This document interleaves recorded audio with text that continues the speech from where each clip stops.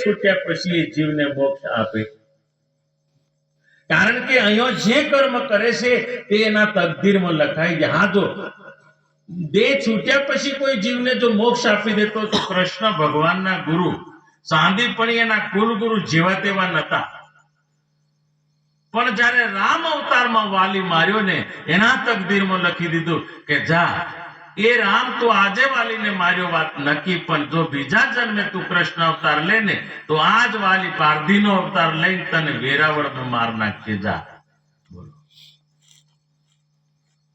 આજ અવતાર લઈને તને મારશે, બોલ. અને બન્યું ભાઈ એવું નક્કી કે રામ અવતાર માર્યો એ ત્રેતા યુગમાં પછી એને ભોગવવું પડ્યું, અને ત્રેતા યુગમાં એ વાલી પારધી બન્યો અને કૃષ્ણ ભગવાનને વેરાવળની અંદર માર્યા. અને એટલે પરાગદાસ વાણીની અંદર કીધું છે, જીવડા તો કૈવલ ભજન કરતો જા, ધ્યાન ધરીનું ધરતો જા. જગમગ જગમગ વીજળી ઝબૂકે, સુન શિખર પર જોતો જા. સુનનો મતલબ પ્રાણ. તમે પ્રાણમાં સુરતા રાખો. ક્યાં સુરતા રાખવી? પ્રાણમાં. સુન કોને કહેવાય? પ્રાણને સુન કહેવાય. આપણું જે પ્રાણ છે એ પરમ ગુરુના સાચા ચરણ છે. આપણે અમર મંત્રના વાગોલીએ છે ને, ઓહંગ ને સોહંગ ને સત્ય, પરમ ગુરુના ચરણ છે. અને એ ચરણે સુરતાને વાળવાની છે. આ ચરણે જો સુરતા વળી જાય અને એ સુરતા શબ્દમાં સમાય તે વખતે આ શબ્દ સુરતા બની જાય. પછી સુરતાથી નિશાન નક્કી થાય.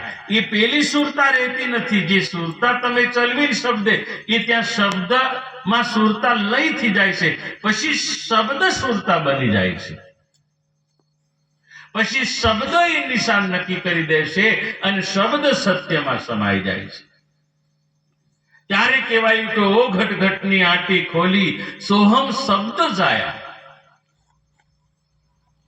આ વાત આ રીતે સમજવામાં આવે છે. એના માટે કોઈ જપ તપની જરૂર નથી. એના માટે કોઈ પૂજા પાઠની પણ જરૂર નથી. આ જ વાત દિવ્ય પરમ ગુરુ હેતબાને કાસોલ તળાવની અંદર સંભળાવી.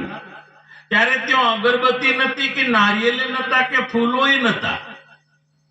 એમને એમ જ સમજાવવામાં આવી. આખી પૂર્વની ઓળખાણ આપી.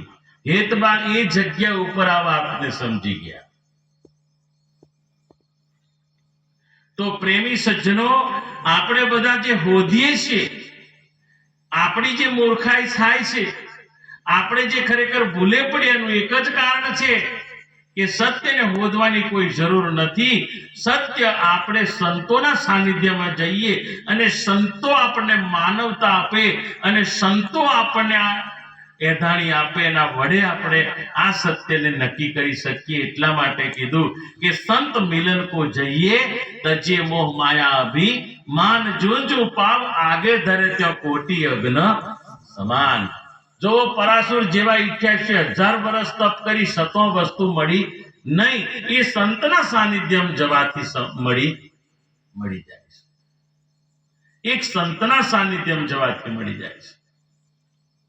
એટલા માટે 68 તીર્થ સંતને ચરણે કહેવામાં આવ્યા છે.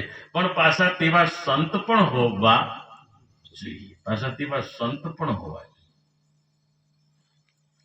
નહીં તો સંતો અત્યારે પ્રોક્ષ બતાવે છે, છેટું બતાવે છે કે દૂર છે. ભગવાન કઈ છે કે દૂર છે.